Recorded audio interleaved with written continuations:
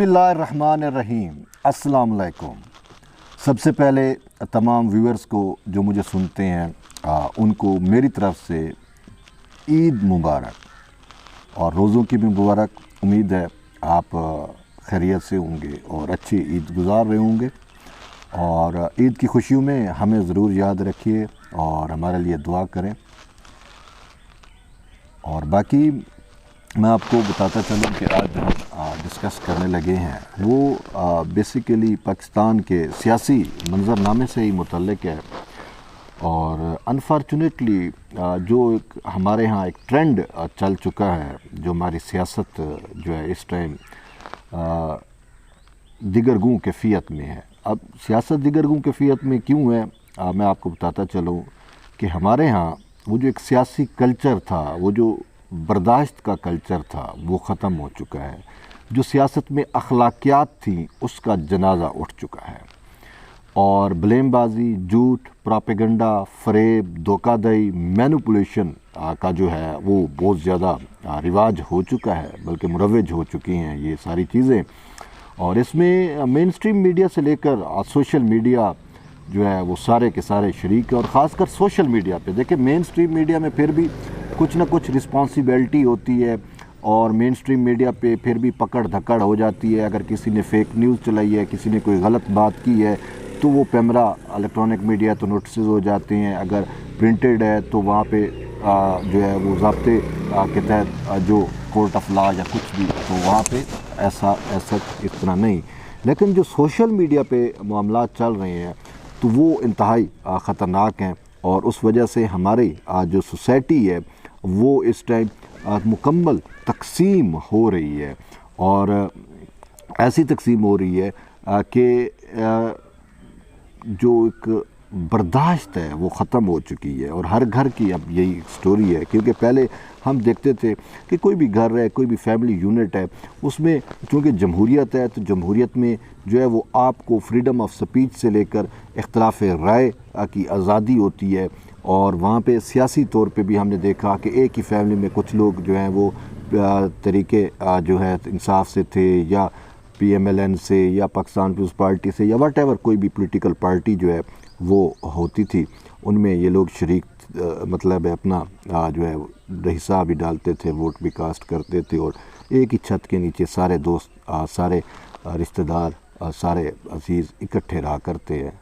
لیکن اب یہ نفرت جو کچھ پچھلے چند سالوں سے، اور خاص کر تحریک انصاف کی حکومت اور اس کے بعد اب جو نفرت پھیلائی جا رہی ہے، اس میں برداشت ختم ہو چکی ہے، اخلاقیات کا جنازہ اٹھ چکا ہے، اور افسوس سے کہنا پڑ رہا ہے کہ جب ہم ان ساری چیزوں کو دیکھتے ہیں تو ہمیں یہی نظر آتا ہے کہ وہ پاکستان، وہ مشرقی تہذیب، وہ اسلامی روایات، وہ ٹریڈیشنز، وہ تہذیب و تمدن کا کیا ہوا، ان کہاں چلی گئیں، کون کھا گیا ان کو۔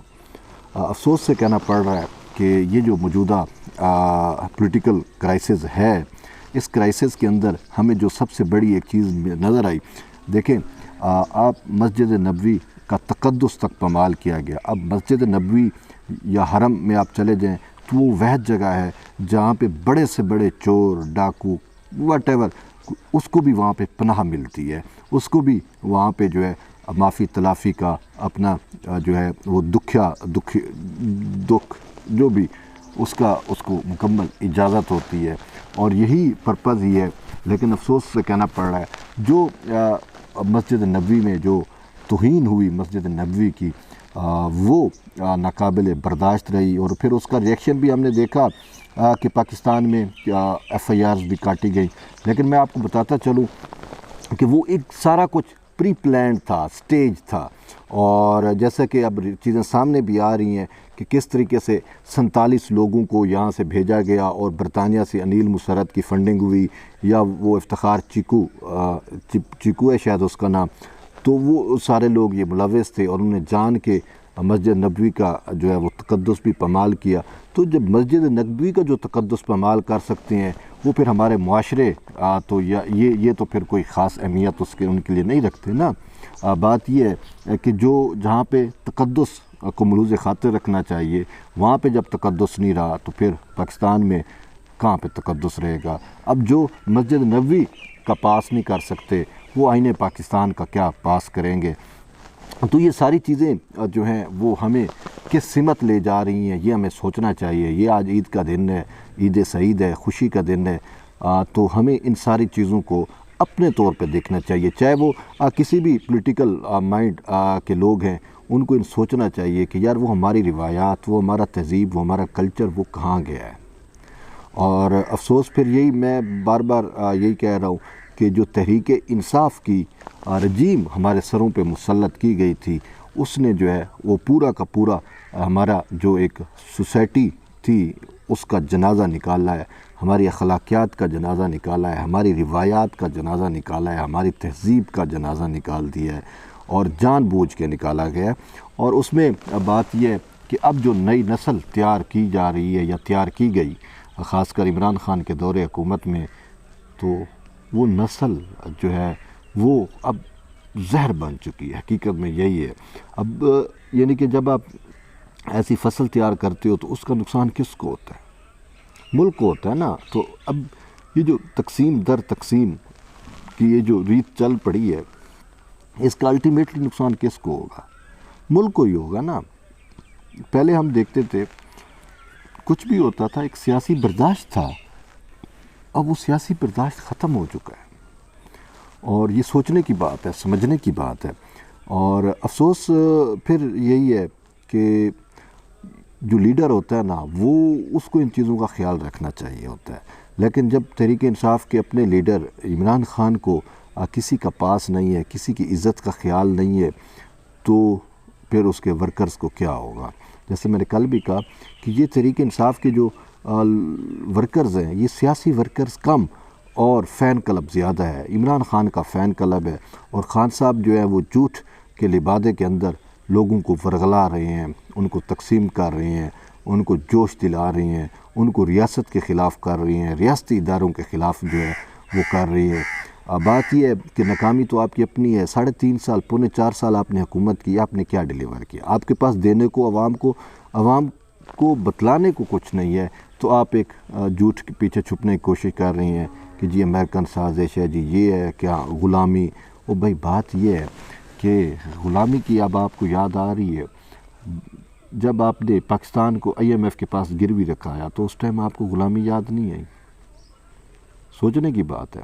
اور پھر خان صاحب خود کہتے ہیں کہ میں امریکہ میں گیا، مجھے تاریخ میں سب سے زیادہ مجھے پروٹوکول ملا، عزت ملی جب ٹرمپ کا دور تھا، تو اس ٹائم کیا امریکہ اچھا تھا؟ اب بائیڈن آ گیا تو امریکہ برا ہو گیا۔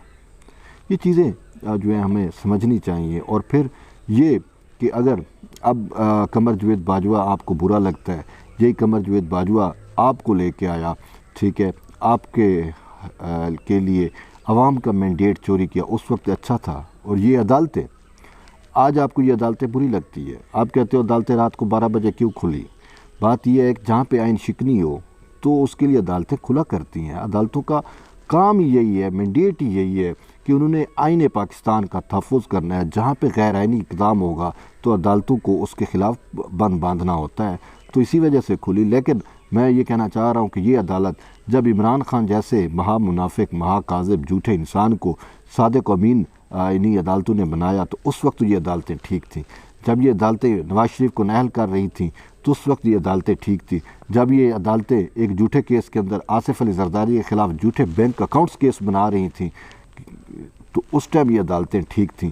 اب اگر یہ عدالتیں یا ان میں بیٹھے ججز اپنا کفارہ ادا کر رہے ہیں، جو ان سے غلطیاں سرزد ہوئیں ان کو جو ہے وہ فکس کرنے کی کوشش کر رہی ہے، تو اب یہ سب گندے ہو گئے ہیں۔ عجیب بات ہے ویسے، اور یہ چیزیں ہمیں سمجھنی چاہیے۔ اور یہ قمر جاوید باجوہ، اب اگر آپ جنرل فیض کو آرمی چیف لگا دیتے تو فوج ٹھیک تھی۔ اب اگر جنرل فیض آرمی چیف نہیں لگے، اور لگ بھی نہیں سکتے تھے کیونکہ ان کا معاملہ ہی کچھ ایسا ہے، اور دوسرا کہ سینئر ان سے پہلے موجود ہیں، تو اب پوری فوج آپ کے لیے گندی ہو گئی ہے۔ افسوس سے کہنا پڑ رہا ہے، ٹھیک ہے۔ اور پھر آئین شکنوں کا ایک ٹولہ آپ نے بٹھا دیا۔ آپ نے جاتے جاتے پاکستان نے ریاست پاکستان کی آئین کو توڑنے کی کوشش کی، آپ نے جاتے ہوئے پاکستان کے اداروں کو کمزور کرنے کی کوشش کی، اور پھر پاکستان کی سالمیت، خود مختاری اور پاکستان کی آزادی پہ آپ نے جو ہے وہ حرف اٹھائے ہیں، سوال اٹھائے ہیں، اور اب یہ تصور دے رہے ہیں کہ جیسے یہ پاکستان آزاد نہیں ہے، یہ غلام پاکستان ہے۔ او بھائی ہم آزاد ہیں، ٹھیک ہے۔ اگر تحریک انصاف والوں کو یہ لگتا ہے کہ ہم غلام ہیں تو میرا نہیں خیال کہ تحریک انصاف اور اس کا عمران خان اور اس کا جو پولیٹیکل جو فین کلب ہے وہ غلام ہوگا۔ اللہ کا شکر ہے ہم تو آزاد ہیں۔ اور پھر بات کی جاتی ہے روس کی۔ بات یہ ہے کہ آصف علی زرداری روس نہیں گئے تھے؟ کیا یسر رضا گیلانی رشیا میں نہیں گئے تھے؟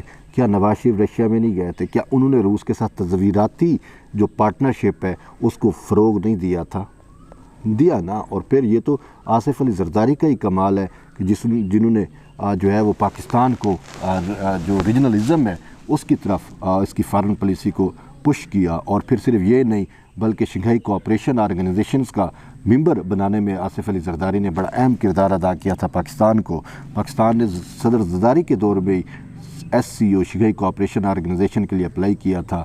اور پھر ایک تعویل یہ دی جا رہی ہے کہ یوکرین کے معاملے پہ پاکستان نے ابسٹین کیا تو اس وجہ سے عمران خان کو انتقام کا نشانہ بنایا جا رہا ہے امریکہ کی جانب سے۔ بات یہ ہے کہ اس پہ یوکرین کے ایشو کے اوپر آلموسٹ پھر میں کہہ رہا ہوں آلموسٹ تمام مسلم ورلڈ نے، اور بھی ممالک ہیں لیکن جب آپ مسلم ورلڈ کی بات کرتے ہیں تو انہوں نے ابسٹین کیا۔ سعودی عرب نے ابسٹین کیا، دبئی نے ابسٹین کیا۔ جب سعودی عرب جو امریکہ کا بہت بڑا اتحادی سمجھا جاتا ہے وہ ابسٹین کر سکتا ہے تو پاکستان نے بھی ابسٹین کیا، اور پاکستان کا ابسٹین بنتا بھی تھا۔ اور کیوں کہ دیکھیں پاکستان جو ہے وہ شنگھائی کوآپریشن آرگنائزیشن کے پلیٹ فارم پہ رشیا کا جو ہے وہ اسٹریٹجک پارٹنر بن چکا ہے، تو پھر کوئی کیسے اسٹریٹجک پارٹنر کے خلاف جا سکتا ہے؟ تو یہ وہ چیزیں ہیں جو ہمیں سمجھنی چاہیے۔ لیکن افسوس ہے کہ وہ ایک کہا جا رہا ہے کہ جی خان صاحب رشیا میں گئے تو اس وجہ سے بھی امریکہ اس کے خلاف ہے۔ بات یہ ہے عمران خان، میں پھر جو تحریک انصاف کے لوگ سن بھی رہے ہیں ان سے میں پوچھنا چاہ رہا ہوں، مجھے آپ یہ بتائیں خان صاحب کا کون سا ایسا بڑا سٹیپ ہے جس نے امریکہ کو اس کے خلاف کیا؟ وہ بھائی کچھ بھی نہیں ہے۔ ابسولوٹلی ناٹ کے بارے میں تو فوج نے بھی کہہ دیا کہ ابسولوٹلی ناٹ تھا ہی نہیں، جب اڈے ہی نہیں مانگے تو ابسولوٹلی ناٹ کیا تھا؟ اور پھر خان صاحب نے خود اس کی وضاحت بھی کی، وہ تو بھائی ایک انٹرویو میں انہوں نے کہا تھا تو میں نے ابسولوٹلی ناٹ کہہ دیا۔ تو ایک انٹرویو کو بیس بنا کے آپ دو ملکوں پہ وہ کر دیں، تو یہ وہ چیزیں ہیں جو ہمیں سمجھنی چاہیے۔ اور پھر یہ جو جھوٹ، فراڈ اور فریب کی سیاست کی جا رہی ہے، یہ جو بلیم بازی کی سیاست کی جا رہی ہے، اس کا نقصان الٹیمیٹلی ریاست پاکستان کون ہے، ریاست پاکستان کے اداروں کون ہے؟ یہی الیکشن کمشنر اس ٹائم ٹھیک تھا جب یہ آپ کے مطابق چل رہا تھا، اب وہ آئین اور قانون کی بات کرتا ہے تو وہ کہتے ہو کہ یہ متنازع ہو گیا۔ اب اصل بات کیا ہے کہ اسی الیکشن کمیشن نے آپ کی فارن فنڈنگ کا جو ہے وہ فیصلہ کرنا ہے، ممنوعہ فنڈنگ بھی جسے کہا جاتا ہے، کہ تحریک انصاف کے اوپر یہ الزام خود تحریک انصاف کے اپنے بانی رکن ایس اکبر بابر نے لگایا ہوا ہے کہ اسرائیل سے اور بھارت سے عمران خان کو یا تحریک انصاف کو بیرونی یا غیر ممنوعہ فنڈنگ ملی، اور خود خان صاحب نے اس کو اپروو کی، اور پھر وہ فنڈنگ جو ہے پراپرٹی کے بزنس میں لگائی۔ اور پھر اس سے بڑھ کے یہ جو آپ کہتے ہو جو کہا جا رہا ہے کہ کوئی کرپشن، ایک ڈھیلے کی کرپشن بھی نہیں ہے عمران خان کے اوپر۔ بات یہ فراگوگی کون ہے؟ بات یہ ہے فراگوگی تو جو مختار کل تھی پنجاب کی، ٹھیک ہے، جس کے لیے عثمان بزدار اس نے رکھا ہوا تھا، اور اب تو بات اس سے بھی آگے بڑھ گئی کہ فراگوگی اتنی کیا طاقتور خاتون ہے کہ وہ قوم یوتھ کا، جسے وہ کہتے ہیں جی ہمارا قوم یوتھ کا جو لیڈر ہے، عالمی رہنما ہے، امت مسلمہ کا لیڈر ہے، وہ اس فراگوگی جیسی خاتون کا ترجمان بنا ہوا ہے۔ آپ نے کل اس کی سٹیٹمنٹ خود خان صاحب کی دیکھی ہوگی کہ وہ کس طریقے سے فراگوگی کی ترجمانی کر رہے ہیں۔ تو اب تحریک انصاف اپنے لیڈر کو تو مانتی ہے کہ جی وہ عالمی رہنما ہے، وہ امت مسلمہ کا لیڈر ہے، لیکن جب ہم کی حقیقت دیکھتے ہیں تو وہ امت مسلمہ کا قوم یوتھ کا لیڈر جو ہے وہ ہمیں فراگوگی کا ترجمان نظر آتا ہے، ٹھیک ہے۔ اب یہ وہ چیزیں ہیں جو ہمیں سمجھنی چاہیے، اور پھر یہ جو موجودہ حکومت ہے اس کو بھی چاہیے کہ تحمل اور تدبر کے ساتھ کام کرے، اور سب سے بڑی بات کہ وہ ادارے جنہوں نے اس عمران خان کی حکومت کو الیکشن چوری کر کے، مینڈیٹ چوری کر کے ہمارے سروں پہ مسلط کیا، اور آج جو ہمارے معاشرے کے اندر جو غلاظت ہے، یہ غلاظت دھونے میں اب ان کو کردار ادا کرنا چاہیے کفارے کے طور پہ، ان کو اب کفارہ ادا کرنا چاہیے، اگرچہ وہ اپنا کفارہ ادا کر بھی رہے ہیں۔ دیکھیں پاکستان کی تاریخ میں پہلی دفعہ ہمیں نظر آیا کہ عدلیہ اور جو آرمی ہے اسٹیبلشمنٹ جو ہے وہ آئین کی ہمیں تحفظ کرتے ہوئے نظر آئی، ایک آئینی کمانڈ کو انہوں نے جو ہے وہ آئینی طریقے سے سر انجام دینے کے لیے ایفرٹس کی، کوششیں کی، اور آئین پاکستان کا تحفظ کرنا ہر نہ صرف شہری بلکہ ہر ادارے پہ ذمہ داری اس کی بنتی ہے، اور خاص کر وہ ادارے جو کانسٹیٹیوشنل جن کو مینڈیٹ دیا گیا ان کو تو ان کی تو پرائم رسپانسبلٹی یہی ہے، ٹھیک ہے۔ تو اب یہ جو تقسیم ہو رہی ہے، یہ جو ہمارے معاشرے کے اندر غلاظت ہے، یہ جو گند بھرا جا رہا ہے، یہ جو ہمارے لوگوں کے دماغوں کو اور خاص کر نوجوان نسل کے دماغوں کو ایک جھوٹ مینوپولیشن فراڈ کے ذریعے یا مینوپولیشن کے ذریعے جو ہے ان کو ہیک کرنے کی اٹیمپٹ کی گئی ہے، اب ان ساری چیزوں کو جو ہے وہ بطور کفارہ ان کو جو ہے کفارہ بھی ادا کرنا ہے اور اس کو فکس بھی کرنا ہے، تاکہ پھر پاکستان کو دوبارہ سے اس سمت پہ گامزن کر دیا جائے، ترقی کی سمت پہ جس پہ یہ عمران خان کی حکومت سے پہلے جس سمت پہ یہ موجود تھا۔ بہرحال میری طرف سے ایٹ دی اینڈ پھر آپ تمام دوستوں کو عید کی ڈھیر ساری مبارک، اور ایٹ دی اینڈ یہی کہوں گا کہ جنہوں نے میرے چینل کو سبسکرائب نہیں کیا وہ بھی کریں، اور آپ کی اپنی فیڈ بیک کا انتظار رہے گا۔ دیکھیں اختلاف جو ہے نا وہ جمہوری حسن ہے، آپ اختلاف مجھ سے کر سکتے ہو، آپ کمنٹس کے ذریعے اپنا اختلاف کرو، اور لیکن بات یہ ہے کہ اخلاقیات کے دائرے میں رہ کے آپ کو جو ہے وہ اختلاف کرنا چاہیے، بلیم بازی اور یہ جھوٹ فریب اپنی آپ کو اپنی اچھی تربیت کا جو ہے وہ مظاہرہ کرنا چاہیے، نہ کہ یہ تربیت جو یوتھیائزم کی وجہ سے آپ کو دی گئی ہے اس تربیت سے آپ کو گریز کرنا چاہیے۔ بہرحال ایٹ دی اینڈ کہ جڑے رہیے طیب بلوچ کے ساتھ، انشاءاللہ پھر ایک نئے ویڈیو کے ساتھ دوبارہ آپ کی خدمت میں حاضر ہوں گے، تب تک کے لیے اجازت دیں، اللہ حافظ۔